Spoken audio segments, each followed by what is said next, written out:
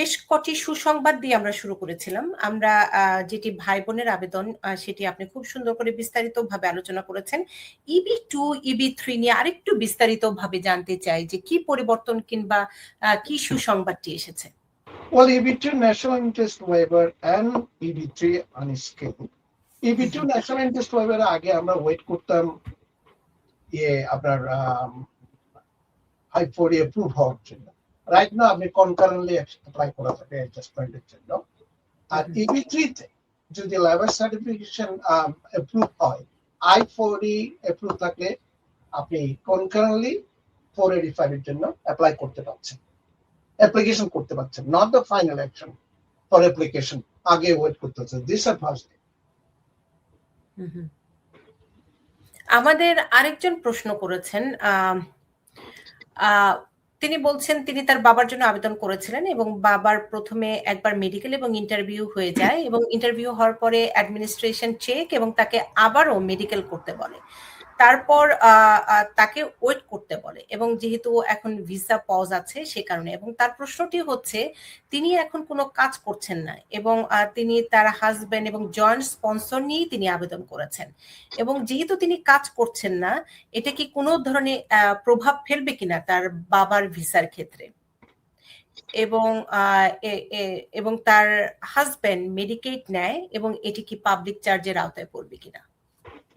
Well, husband is not petitioner. Petitioner হচ্ছে উনি। তো হাজবেন্ড হচ্ছে household member, maybe they will count it, but আমার মনে হয় না is major factor. ফ্যাক্টর হচ্ছে জয়েন্ট স্পন্সর নিয়ে। এখন জয়েন্ট স্পন্সরের সাথে পিটিশনের রিলেশনশিপটা কি? Is it closely related? Is it family related? Is maybe friends হতে পারে। সো এগুলো ওরা এখন দেখবে। আপনি যদি জয়েন্ট স্পন্সর দেন, আপনি ক্লোজলি রিলেটেড হলে is fine, first degree relation হলে পজিটিভ। এখন যদি ডিস্টেন্স যদি আপনার ফ্রেন্ড হয়, they will look into it. এটা এখন আমাদের কনসার্ন। আমরা অনেকে জয়েন্ট স্পন্সর দেই, তো এখন কিভাবে ওরা এগুলা অ্যানালাইজ করবে, উই don't know yet. এটা আমরা দেখতে পারবো যখন ভিসাটা ওপেন হবে, দেন আমরা এটা বুঝতে পারবো। এখন পর্যন্ত আমরা we can't make any comments joint sponsor বিষয়ে। এই ক্ষেত্রে আমি আরেকটু জানতে চাই, আমরা অনেক সময় এমন কাউকে জয়েন্ট স্পন্সর দেই, হয়তো কেউ আমাকে অনুরোধ করেছে আমি দিয়ে দিলাম, আমি জানিও না ওই ভদ্রলোক এসে কি করবেন। তো এক্ষেত্রে আপনি কি কোনো টিপস দিতে চান এই মুহূর্তে?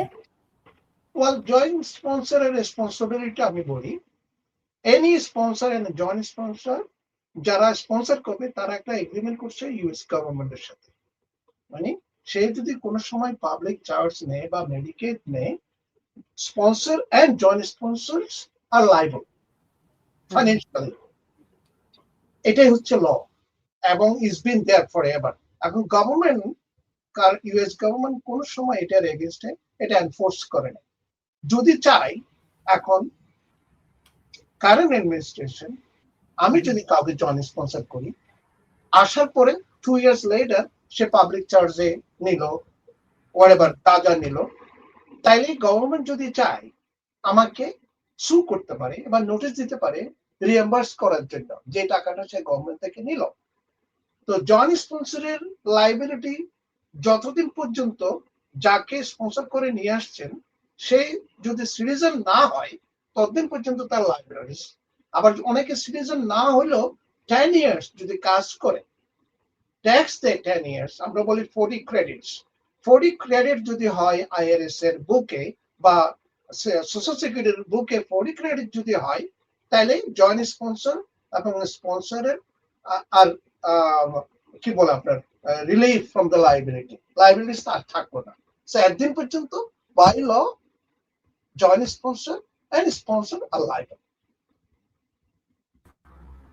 তার মানে যাকে দিচ্ছেন বুঝিয়ে শুনে দেওয়াটা ভালো, কারণ যেহেতু এখন খুব কড়াকড়ি হচ্ছে। এক্স্যাক্টলি।